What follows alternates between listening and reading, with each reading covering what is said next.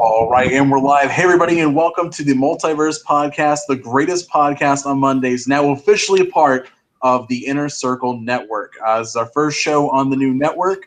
Fame's not able to be with us right now, but we do have the next best thing with the founder of the Inner Circle Podcast and just the Inner Circle Network. We have Kal. Hey, what's going on, guys? It's good to be on the show. I'm glad Anchor's here with us, man, and I'm excited about everything that's perspired so far and the things that we have upcoming this week. Yeah, and I also, as a bit of trivia for those of you that watched before, Kal was actually one of the original, if not what the original co-host of the Multiverse Podcast, so it's kind of like a throwback episode. For those of you who are watching on YouTube, for those of you who are just listening to us on Podbean or iTunes or whatever, just nothing for you to be concerned with. But for those of you watching, the gold new TiC sexy logo right there is this is Anchorman speaking, and for the silver one for the TiC Podcast, also another sexy logo, is Kal. Yep. To prevent confusion.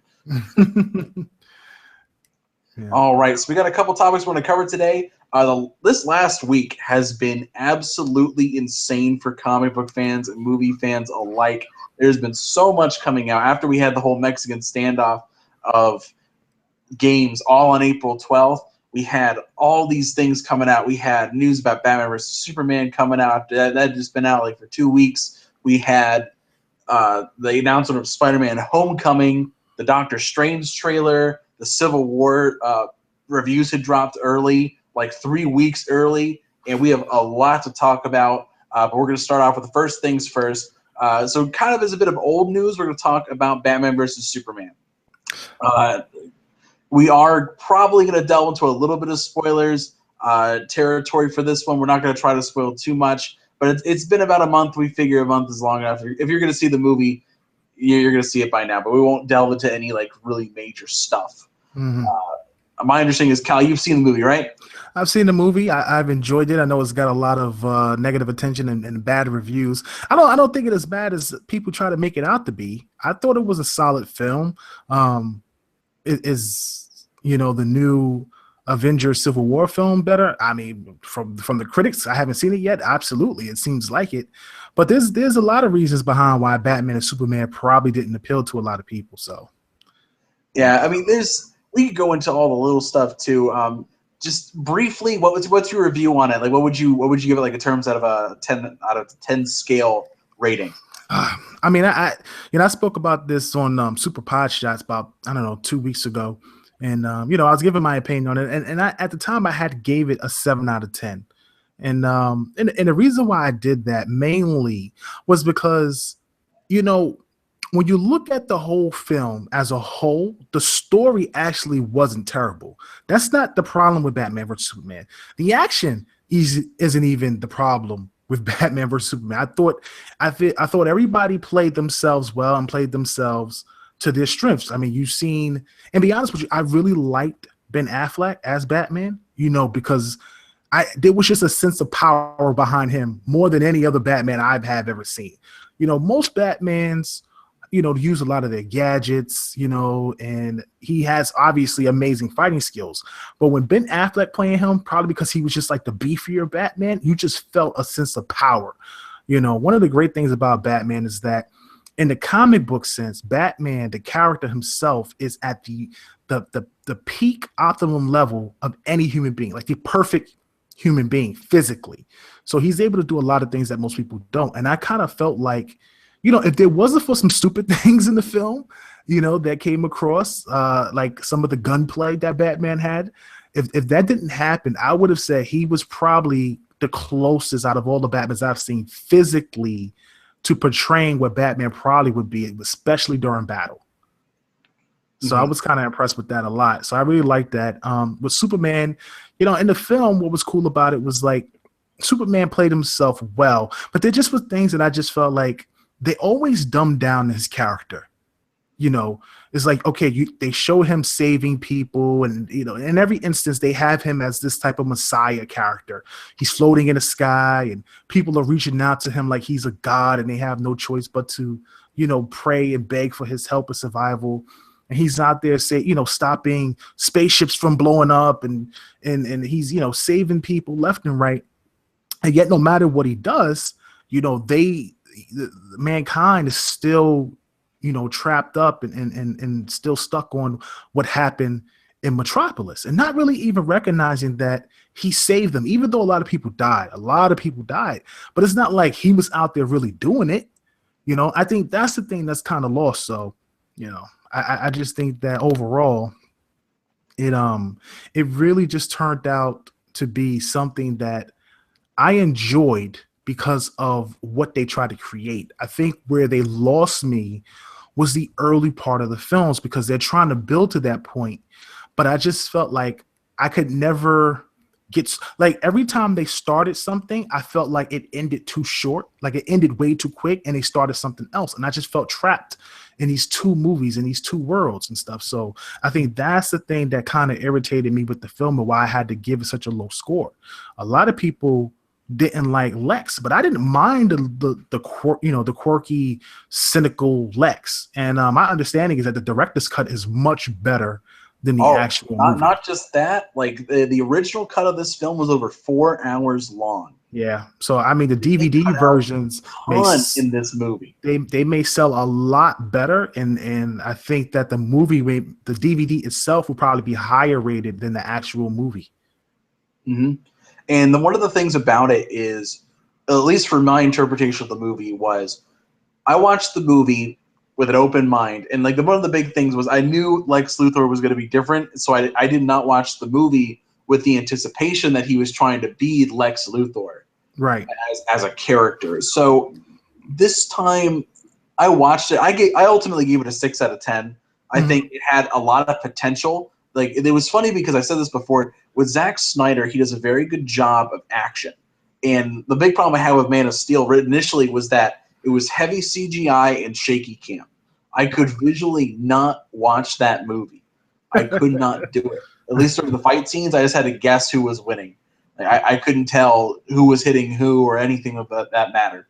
And this one, they did a lot better. They framed everything more consistently with less shaky cam, or at least very minimalized shaky cam, to the point where I just didn't even notice it.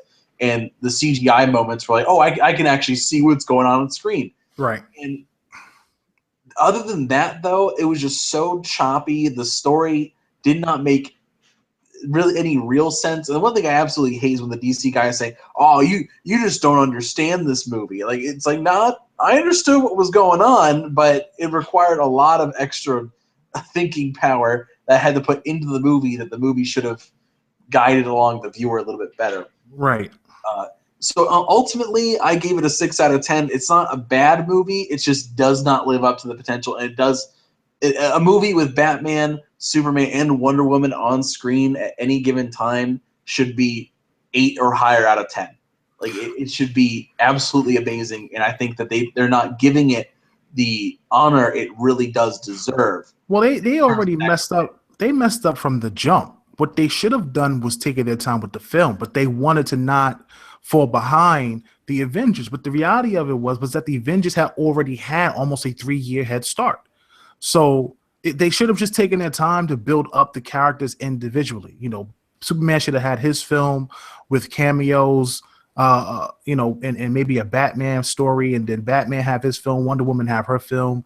Then they do the what is it called again? The trilogy or whatever. And then from there, you want to then the Trinity, not the trilogy, excuse me. They do the Trinity series or a Trinity movie. And then you go into Flash, right? And Flash does a cameo, which would have been this film, and maybe even Green Lantern. And initially they was going to have Flash and Green Lantern do a team up, but I think that these characters deserve their own films. You bomb with the first Green Lantern. I think they should actually do John Smith Green Lantern, to be honest with you. Or John Stewart. John Stewart. I always say Smith. I always get it mixed up. They should definitely do a John Stewart Green Lantern instead of the Hal Jordan Green Lantern. I think that would be really cool. You already have Cyborg movie in production. We already know about Aquaman, which, to be honest with you, Aquaman wasn't really that impressive to me in the little scenes that he was in. Nah, I think all of them were just not the way they did this, and this is such a minor thing. Like I said, we were delving into minor spoilers here. There's a scene where the way they introduced the Justice League is Lex Luthor has these files with videos and pictures of other metahumans, and like one of them is like a clip of the Flash where you catch like a blur of him. They have a thing with like Aquaman where he just looks at these cameras for about 30 seconds. He doesn't do anything. He just looks at them. It was just kind of awkward. Like they didn't give him a moment to be like, "Wow, this guy is amazing," or anything like that. And it's just they have a thing for Cyborg. They show his creation in that one too. It's just the way it was done was really lazy. And I mean, I think everyone deserves their own team up movie, or not a team up movie, their own individual movie in particular. Everyone does deserve that. The problem was that, yeah, they are trying to fast track it. I think if they wanted to, they needed a Wonder Woman movie first, because her showing up didn't mean anything. It didn't, like, I could understand them like skipping out on a Batman movie initially because everybody knows Batman and it was kind of obvious. And you could have even skipped out on another Superman movie, but you needed a Wonder Woman movie to at least frame some of this, to frame a little bit of it. I agree. I think they added her because it was like Lex Luthor was, getting information on the metahumans. He had discovered who she was. So she was trying to still kind of like keep that information under wraps. But, at the end of the day, I didn't have a problem with the opening of what they were showing of the metahumans with Flash and with Aquaman and with Cyborg and with Wonder Woman. My only issue I had was that, to me, other than Cyborg and maybe Wonder Woman, I don't really like the characters, especially Flash. I don't even like Flash. I don't even like the person that they have playing him. He didn't come across as Flash. He didn't look like any iteration of Flash I had ever seen. So it's just something that really threw me off, and I really wasn't impressed by it. I thought that they did a great job when it came to the fight scene with Batman and Superman. And the reason why I felt like that was because of the simple fact that when you read the comics, it's always my whole thing was like, how are they going to stop Superman?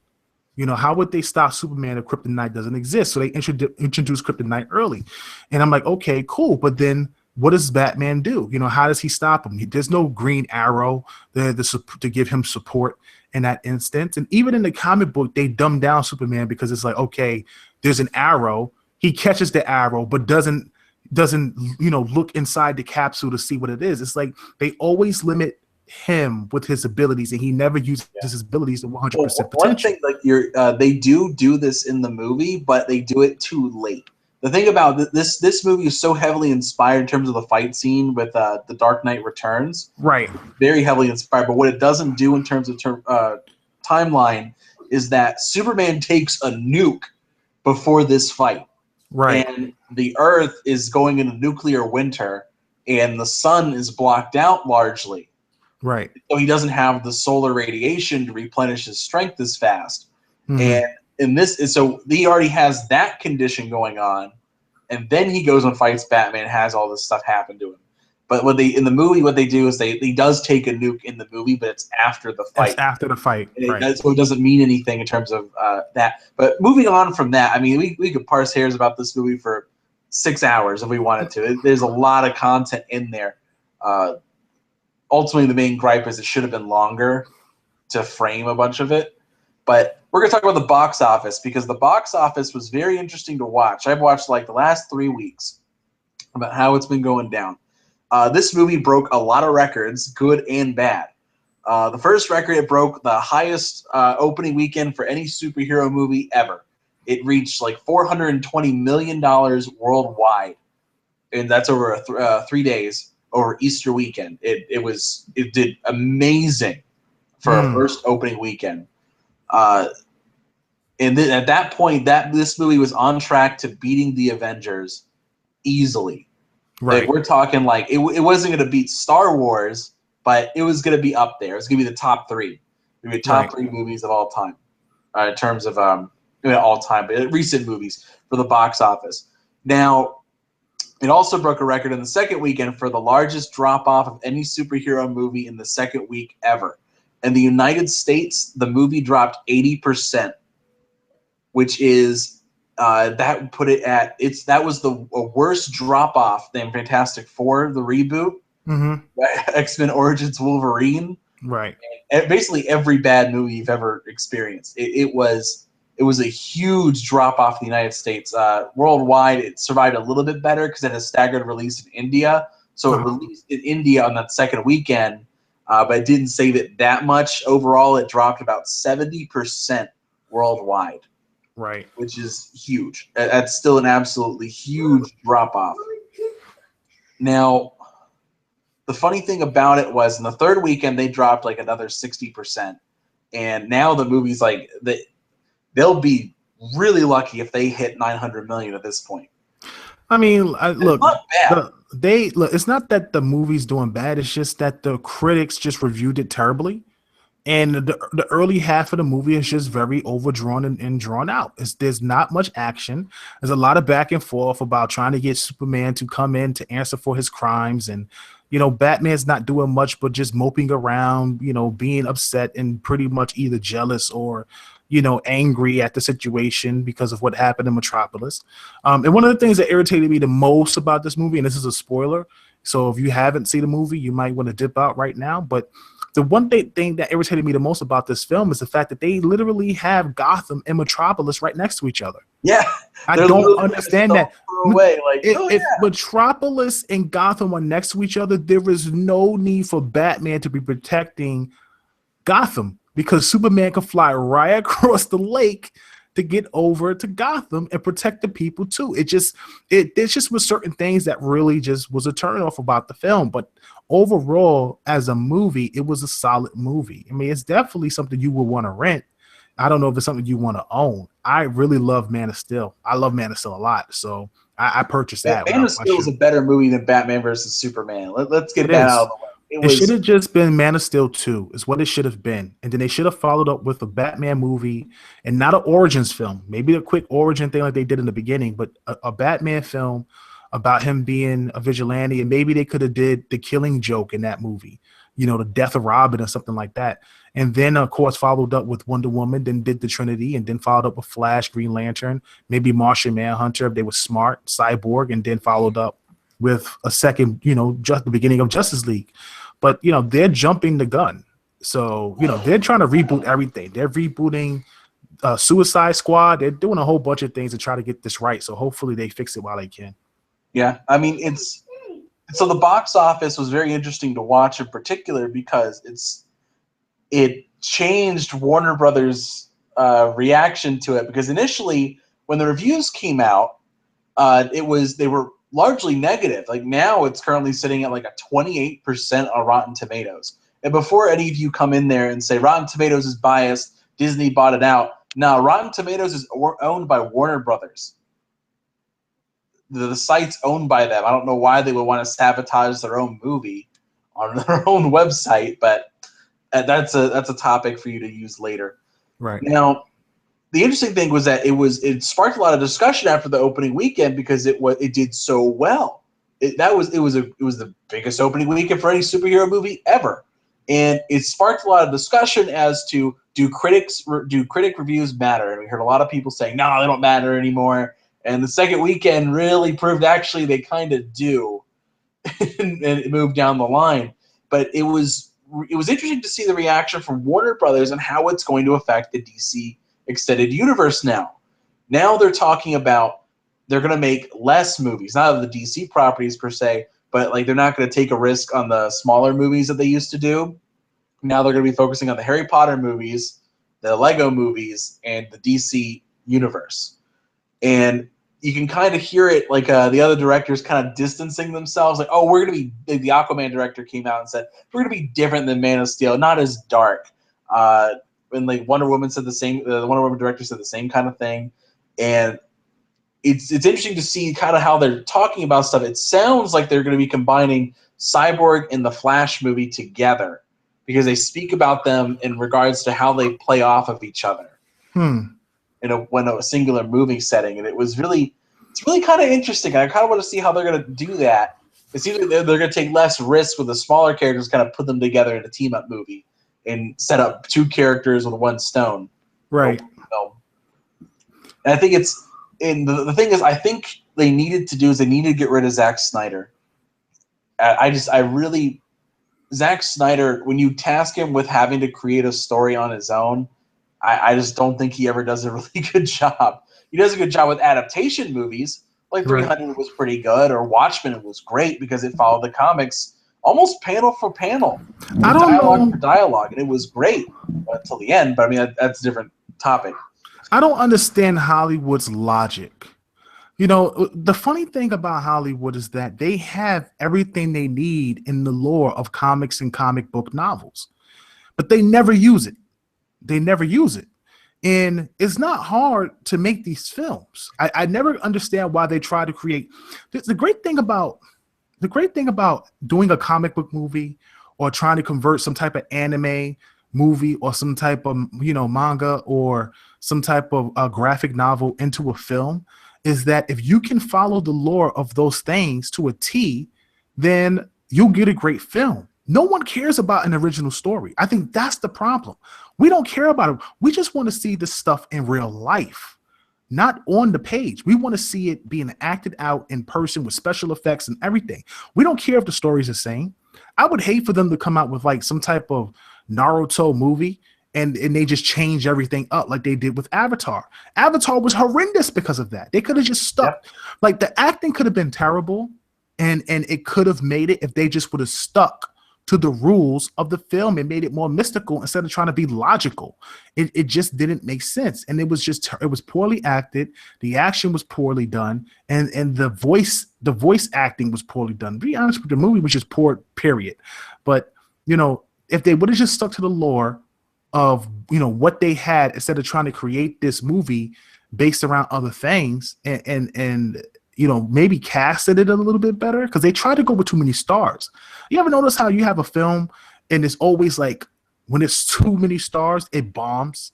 Usually that happens. And you get films that really do great when you have like either new actors or no-name actors and it's their big break. That's usually what happens. People want the star power, but the reality of it is that the people watching the film don't care if it's Tom Cruise, don't care if it's Ben Affleck or Brad Pitt or something like that. It's not to say that they don't do great roles, but if the acting is good and the action is good, that's really all that matters. And that's why those movies take off. Yeah. I mean, it's one of those things that actually I was researching this a little bit earlier about why they do this to certain things. It's gotten to the point where you can either launch a movie because of the franchise, and that's only in very rare cases. Things are already established. Like, it didn't matter who you cast in Star Wars. It didn't matter. It was going to succeed regardless. Right. It didn't matter. But like, there's other franchises that when you don't have anybody, like at this point with Marvel, because they're successful, because they've established themselves, I don't think they care who they cast. They're just picking people. Like, okay, you're going to be this guy, you're going to be this guy, you're going to be this guy, and it's like it doesn't matter who they are. The movie's going to be a success. I just hope that they don't start like making some of the people who are non-human like have their own shows. Like, I don't want to see a Hawkeye movie. Like, I don't care how cool he is with a bow. I don't want to see it. I don't want to see a Black Widow movie. And as much as I like Falcon, I don't want to see a Falcon movie. Actually, that's a good point. You actually brought that up.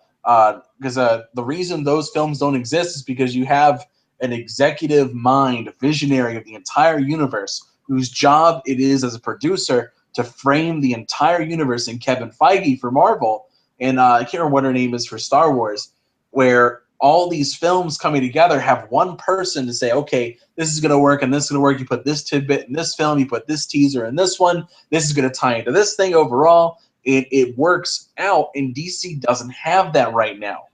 It's just kind of lone gun stuff. They need their own Kevin Feige. They need someone like that to frame everything and give everything some direction. What's disappointing about DC is the simple fact that they have some incredible heroes that nobody's heard of. Marvel has been the Marvel has been like the comic book company. I'm I'm coming, son. Just give me 1 second. Marvel has been the company that. Give me 1 second. You take over, Anchor. The thing is with Marvel in particular is that they've really taken advantage of this position. And this is one thing I always get really ticked off about is when you hear people say, oh, well, Marvel had a head start. Well, not really. They had a really big disadvantage. Warner Brothers had a great head start. They had a 30-year head start on Marvel. Marvel was at such a disadvantage. They sold off their franchise very short-sightedly to other companies and other groups. So so it was like Paramount had a little bit, Universal had a little bit, and then you had Sony had a little bit, Fox has a little bit, and it was a total mess. And DC had the benefit of being owned all by Warner Brothers, and so they were able to create these movies. But they got stuck on the Batman thing and a little bit of Superman here and there. They got really stuck, and they really developed mostly their animated universe, which is amazing. Like Marvel doesn't even come close to the level of God tier that is the DC animated universe. But it's just DC needs work to frame everything. And Marvel, I don't know. Marvel is just a lot better because they took the time to build up each character. I don't mean better overall. I just mean in how they set up everything. They created a system that could work and be self-sustainable. And because they took that time, they could take those risks with those random characters. I mean, at this point, Marvel's just laughing in the faces of everyone at this point. Think about it. I mean, like when Ant-Man came out, we're like, Ant-Man. Who cares about that? And it was actually a really good movie. And then you had Guardians of the Galaxy beforehand, which I didn't even hear like Guardians of the Galaxy. Like they even made a joke in the opening trailer when they say it's like, I'm Star-Lord. And he's like, who? Like, I didn't even know. Like I'd read comics for years. I had never heard of Star-Lord before or the Guardians of the Galaxy. The thing about Marvel is that their characters appeal. Oh, a lot of feedback right there. The thing about Marvel is that their character is still getting feedback. I don't know if you switched it up or what. Oh, what's that? That better? Nope, still getting feedback. Damn. How about now? Nope. Yeah, that's better. Okay. So the thing about Marvel is that it appeals to like the extreme, really cool generation. And when Marvel started, it didn't start as far back as DC. DC started so far back, and they had to evolve over time. And even the costumes and the characters don't seem as cool as the X-Men, or don't seem as cool as Guardians of the Galaxy and things like that. So they've had to do a much larger overall adjustment with the DC characters. But you have so many really cool characters that they could introduce that really, if given the opportunity, be really cool. I still would love to see a Blue Beetle, type comic, and I mean not comic, movie, and not only that, it opens up the whole thing that people always cry about when it comes with diversity. That's one of the biggest issues that we find when it comes to these comic book movies. I would be distraught if they turned around and made the next Superman Asian or black. I just would. You know what I'm saying? Like, for me, make your own characters, and if that's what they are, then that's what they are. But don't change them to be politically correct. We've said this plenty of times. So Blue Beetle, who's played by a Latin character, I would love for that to happen. I love Blue Beetle, and I think he's a really cool character. Static Shock is a really cool character. There's a lot of characters that just get ignored because they're not as big as Batman or Superman or the characters in the original DC universe. And I think if they introduce some of them, kind of like they introduced Falcon and they introduce, Black Widow, and they introduce Hawkeye. Yes, they're a critical part. Well, not Black Widow initially, but Hawkeye was definitely a critical part of the Avengers, but overall he's always been that second tier side character. I think if they brought some of those characters to the forefront, it would be completely different. The thing about DC and the Justice League is every single character that they're trying to bring into the DC universe movie film can literally hold their own as an individual, every single one of them, in their own comic. So it's unlike a Falcon, or unlike a Black Widow or unlike a Hawkeye, where these characters are human that have really enhanced skills, kind of like a Batman type character. But at the end of the day, they're not beating Hulk. You know what I'm saying? They're not out teching Iron Man. They're not outsmarting, Captain America. Like, it's just not going to happen. So I think that if DC really wants to really start to really tap into their universe, they need to fix what they're doing with the whole Batman Superman trilogy. I like what they're doing with Suicide Squad. I think that's why people like it as well, because it's completely different and you're introducing characters we've never seen. Like, don't we get tired of the same villains in Batman? Like, seriously, Killer Croc to me is big. What about Clayface? Why don't we introduce some mystical characters instead of everybody being human? Like, I think that would be really cool if they did that in the future with the next Batman series that supposedly Ben Affleck is going to be directing. And if they introduce Joker, I'd be kind of upset because I'd have seen Joker about 3 times already. So it's like, and the thing with Joker, the only thing I don't like is the grill. I'm like, ugh. Yeah, I mean, teeth thing, it looks weird to me. They're trying to make it like a 2016 Joker, and he's all hip or whatever. He's like a hipster Joker. It's kind of lame. He has a hole in his chest where he puts like headphones, like a little like a headphone jack or whatever. Like, I don't get it. I'm hoping that it's really cool in Suicide Squad because Suicide Squad look dope, but I don't know, man. I don't know what Hollywood be trying to do. I really don't.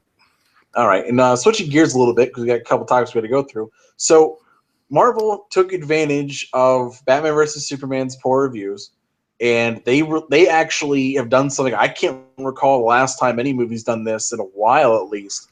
They did pre-screening showings 3 weeks in advance, and reviews are already out for Civil War. It's ridiculous. And there was the first 15, as a comparison, like the first 20 reviews for Batman vs. Superman was like 5 fresh, and like the rest, like I think 15 or something like that, 15 or 16 were rotten. And Civil War was at 100% fresh out of 15 reviews. It was unbelievable. I mean, it always goes down. I mean, the more people who review it will give it lower and lower scores. I mean, that's just inevitable. But it was that initial moment was wow, and that was one of those points where Disney knew that the movie was great, and so they said, okay, we're going to show it out early and get the hype talking about it. Get everybody talking about this movie in anticipation 3 weeks early. Mm-hmm. And it's been crazy. And we've been hearing a lot of different stuff about the reviews. Nothing specific other than the 2 things I wanted to know I found out from the reviews, and the first one was that this is the best Spider-Man character we've ever seen. The general consensus has been that Tom Holland plays a great Peter Parker and a great Spider-Man, which is something that Tobey Maguire and Andrew Garfield were better in some regards than others. Like Tobey Maguire, I think, played a better Peter Parker, and his Spider-Man was kind of like, okay, passable. And Andrew Garfield played a better Spider-Man, but a weaker Peter Parker. I don't know. I just like Tobey Maguire, period, except for the 3rd film. I thought Tobey was funnier. I thought he did a better job as Spider-Man. His build to me looked like a better Spider-Man. Tobey Maguire to me is like, and this is the truth, he is like the Michael Keaton for Spider-Man. He was the best one. Now, until I see Tom Holland, he could be like Christian Bale now, or give him a run for its money. I don't know, but we'll see what happens when I get a chance to see Civil War. But other than Spider-Man 3, which honestly I want to blame on the writing, I don't blame the acting, because the first Spider-Man was really good, and the second Spider-Man to me with Doc Ock is the best Spider-Man movie I have ever seen. So, and you have to also consider that it was one of the first trilogies for superhero movies. Yeah, it was first. It was, I wouldn't say the first, but it was one of the first because Blade came first. But it was stuck in this rut of, all right, what do we do? Because okay, the first one we had one villain. The second one we had 2 villains, or at least we set up the second villain, and then the third one was 3 villains, and they were like, what do we do to ramp up the stakes? So we'll have Sandman, Venom, and we'll have the new Green Goblin. Yeah, I mean, that's what happens when you start to add. That's what happened at the end of the spot. What was it? Amazing Spider-Man, or was it Amazing Spider-Man 2 when they started trying to introduce the Sinister Six? It's like once you start introducing all these villains and all these sub characters. You're just plugging so many people instead of just concentrating on what you're trying to do. It's cool to have a snippet here and there, or maybe a little Easter egg, but when you really start trying to push the limit of what you're doing with the characters and introduce them into the Marvel universe, things go south. So, man, I just think that, I just think that, with this Spider-Man, all the praise he's been getting is kind of like hype. So it's like if you go in and he doesn't live up to the expectations that you think he should live up to, you'll be disappointed. Going off of the critics and stuff like that. But I think Avengers is going to be great. Not even because of the story, but just because you just have good guy versus good guy. And you always want to know who's the best, who's better. So we're going to see who butt is going to get kicked, who's going to win, who's not. And I'm really excited to see Black Panther in action. That's the other thing about the reviews. They're actually praising this is a great Black Panther. Yeah. This is a great Black Panther. They've really brought to the screen. Black Panther is one of my favorite characters of all time. I love Black Panther, and it's so good to see T'Challa have that the respect he deserves, and so I can't wait for the Solo movie. So I mean, I've always wanted to see that character put on screen, but I don't know. I mean, the thing is with Civil War is that. And they tried to do this with Batman versus Superman. I'm sorry for the comparison, but I mean these movies were set to square off clearly. Right. I mean, it was this big battle for the last 3 years. I've been following the thing. Like they originally DC planned to do their release date also on May 6th, so it'd be releasing side by side with Civil War to see who would win. Then they backed down and moved the release date early, so they wouldn't have to fight. And they backed down on that. But these films were clearly built to fight. And the thing is with Batman vs. Superman is that it was supposed to be an ideological difference, and that was the big thing. But the thing was, like, Batman kills people, and so Batman's fighting Superman because he's like, oh, you killed innocent people with collateral damage, and it was like no one's truly innocent. Like, no one has the moral high ground to argue. Oh, God. The more you talk about Batman versus Superman, the more you remind me of just certain things that make me want to lower my score. Like for almost 2 hours of a film, you want to kill and destroy Superman. You get a chance to finally fight him. You know what I'm saying? You get lucky at the end and you're able to get him down, with the whole kryptonite gas thing. And right when you get ready to kill him, everything changes because of Martha. One simple word changes the whole dynamic of a 2-hour buildup of a film. And then when you go and finally meet his mother to save her, you know what you tell her? I'm a friend of your son. Really? Because for the last 2 hours, which is like the sequence of like an entire year, you could have fooled the heck out of me. In 30 minutes, he's become a friend. But over the course of like a year, he was your worst enemy. That's the thing that kind of throws me off about it. And that's why I was just like, this is insane. Like, it's funny. It really is. But that's enough about Batman or Superman. It's just every time you bring it up, I just think of something else that kind of irritated me about the film. But okay, so the thing is with Civil War is that it's a real ideological difference. And from what I understand, in the comics, they do a great job of they don't make you hate one side entirely, but they don't make you love one either. Like they all have pros and cons to them, and I understand the movie does this very well. They do a great job of combining the two, and it's something that is extremely important for them, for at least for Civil War to work. And so it is a battle between the two good guys, not only to see who's better, who could beat who for real, but also it has some weight behind it. It's important. It means something. Right. And that's what I want to see moving forward for Marvel, at least. But we got a couple other topics. We got 2 more. So we had 2 other big things happen. Marvel announced Spider-Man Homecoming, the first Spider-Man movie to be featured in the Marvel Cinematic Universe. And this is a huge deal. This is a moment where you could see Marvel characters in the Spider-Man universe finally.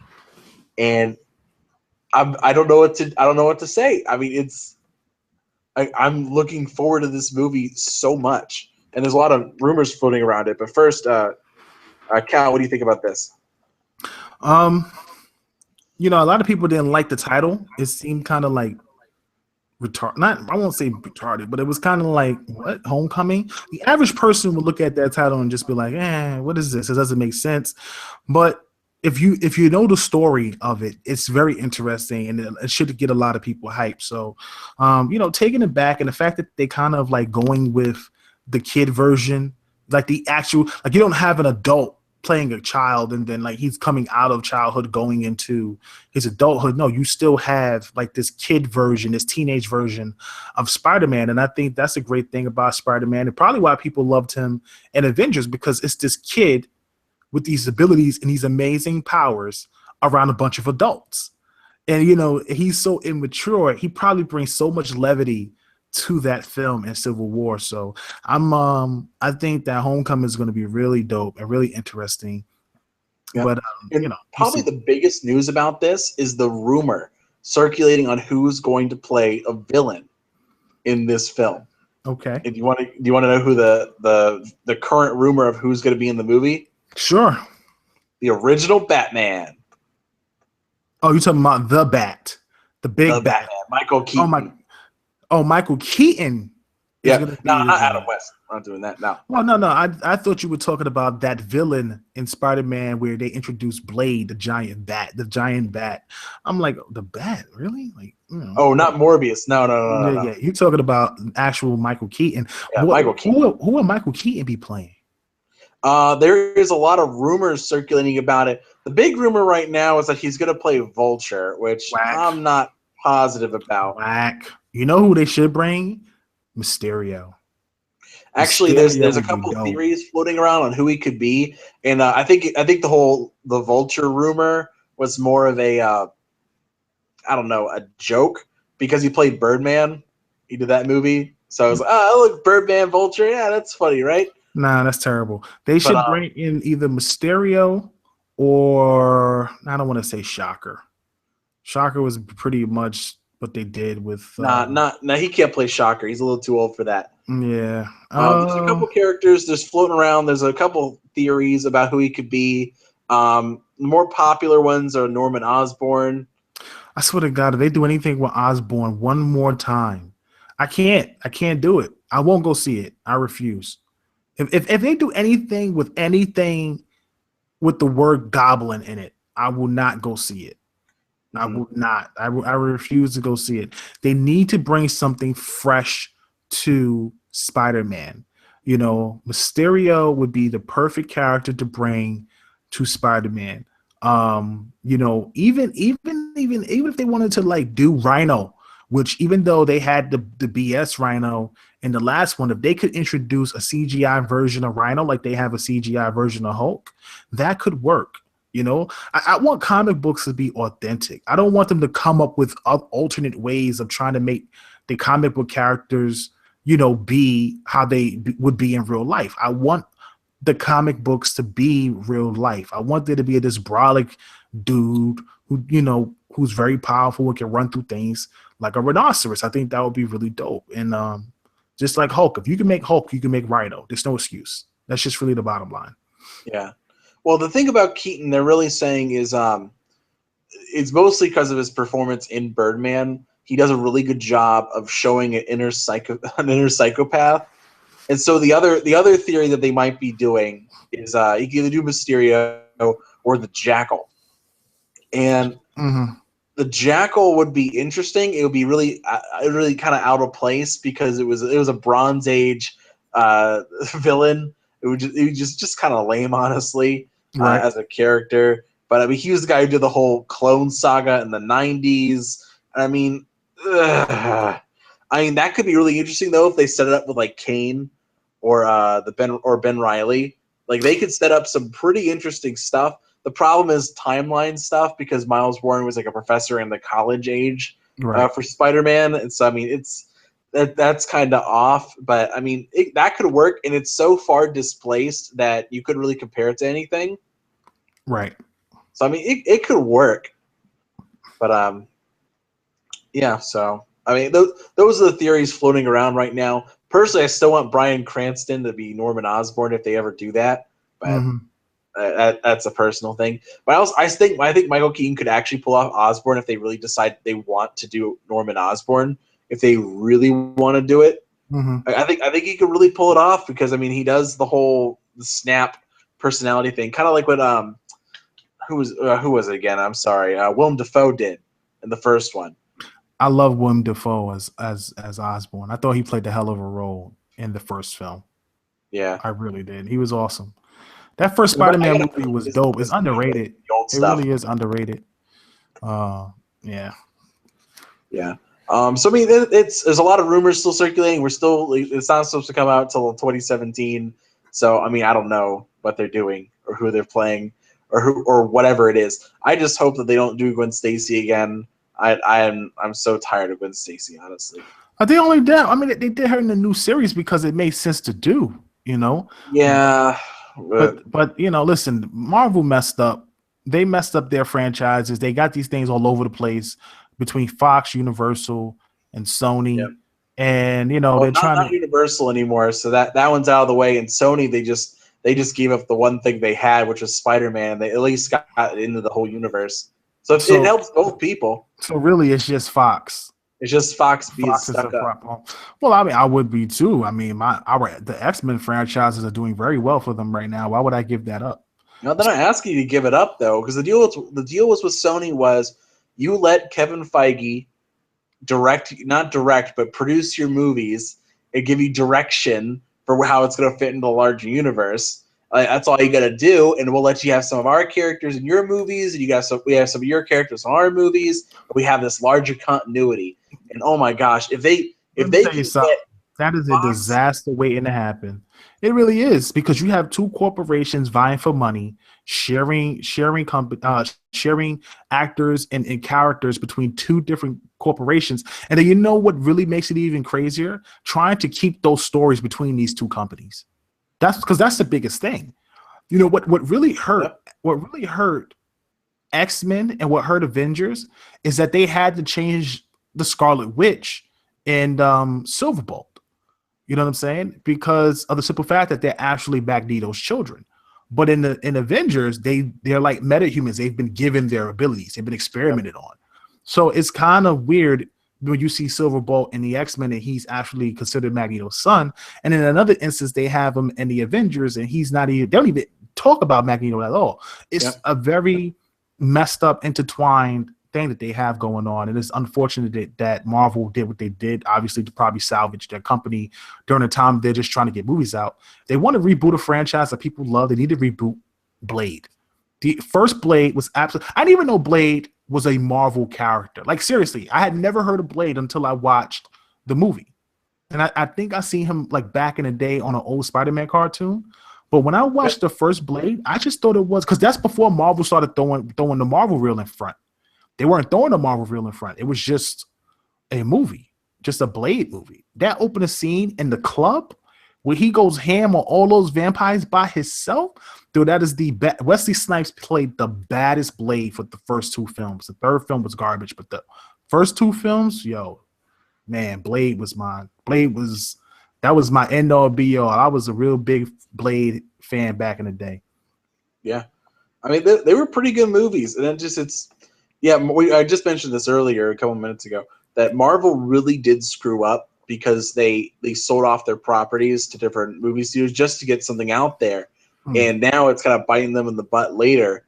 And it really stinks, but I mean, it's possible. I mean, the only thing is the only way everything will work is if there's an overall direction.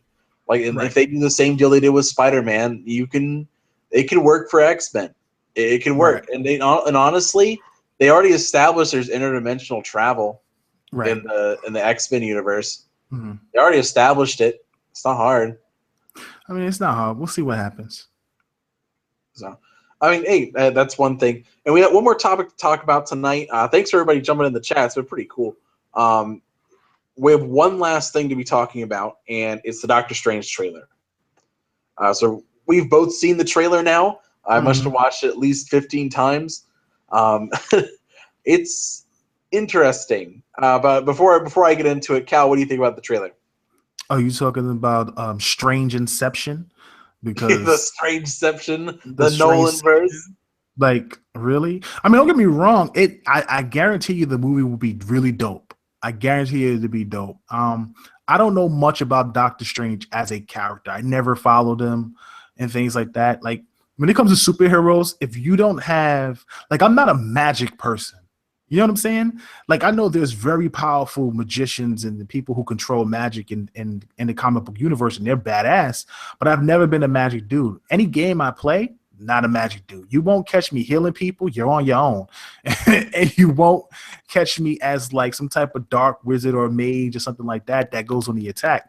I am I'm gonna either a warrior type character that's offensive, or I'm a stealth type character that's going for crit and assassin kills. So that's why I really love a lot of the attacking powerful characters with like speed and things like that. So Doctor Strange for me is definitely going to be a movie I want to see just to understand who he is as a character.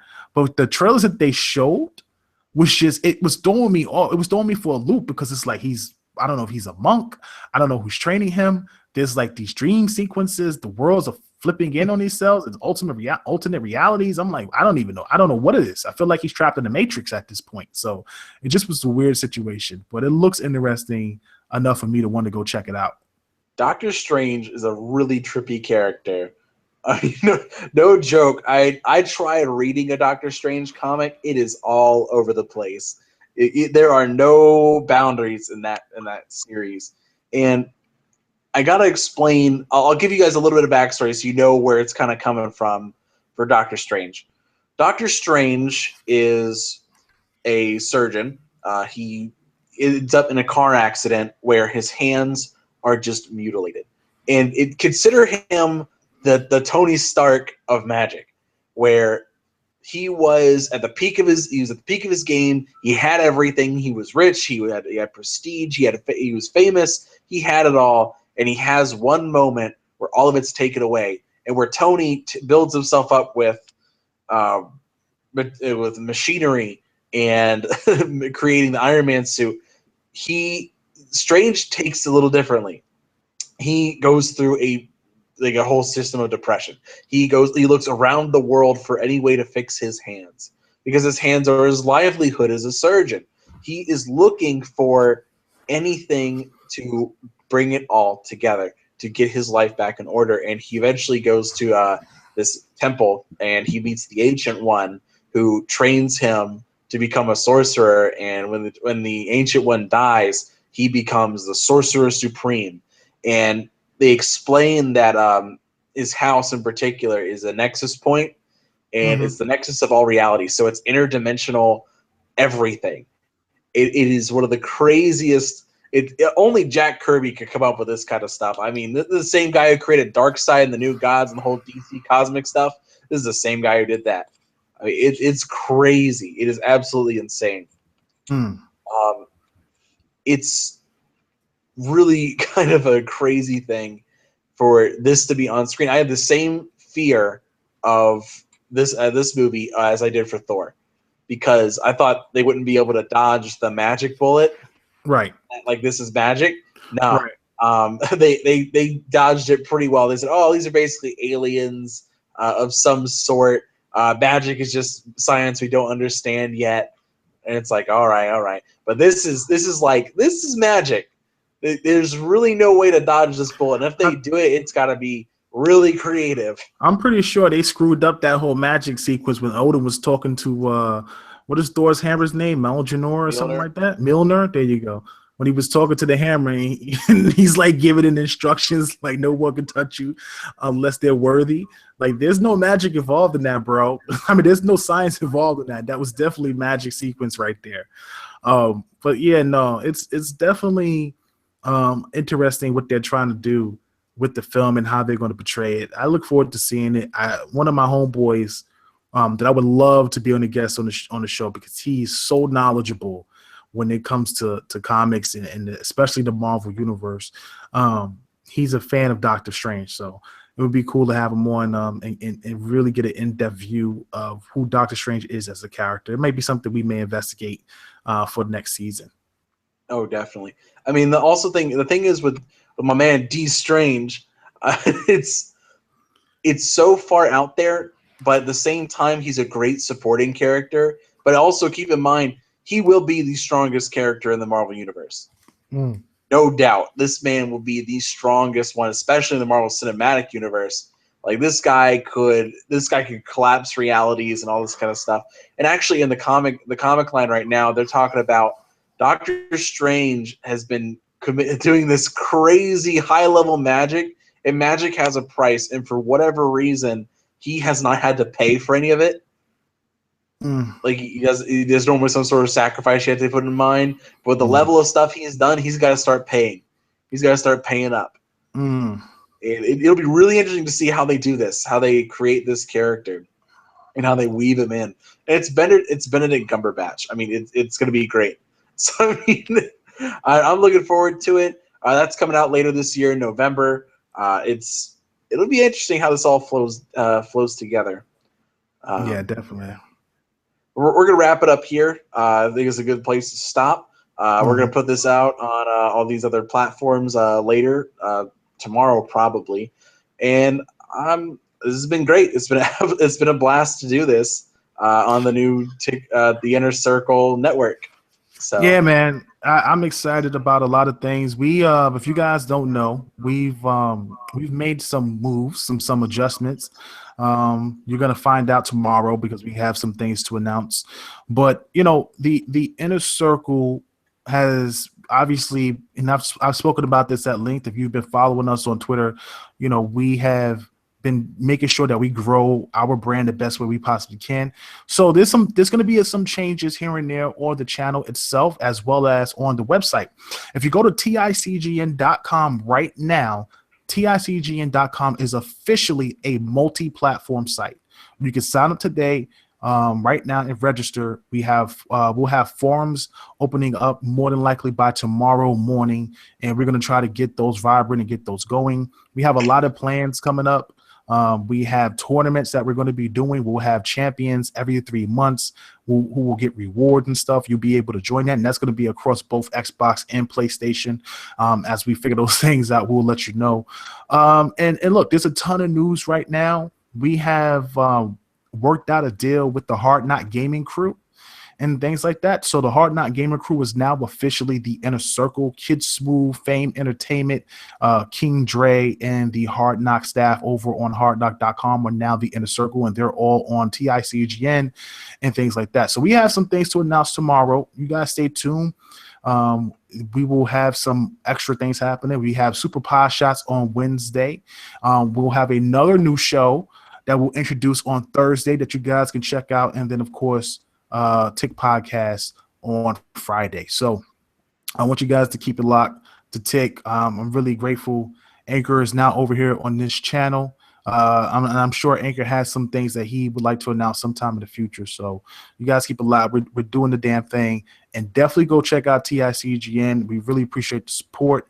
You know, we did our best to try to keep it Xbox exclusive and things, but in order for us to grow, in order for the brand to grow, and to continue to be a website, we clearly had to expand it and reach a bigger audience. And that was really the most important thing in keeping TiC alive, and especially on the website space, you know. So very grateful for everybody that supported. Nothing will change. We will still try to make it the most unbiased website on any media platform, as well as have the most unbiased news and non-clickbait stuff. So we're working really hard with that, and we have a great team, so I'm excited.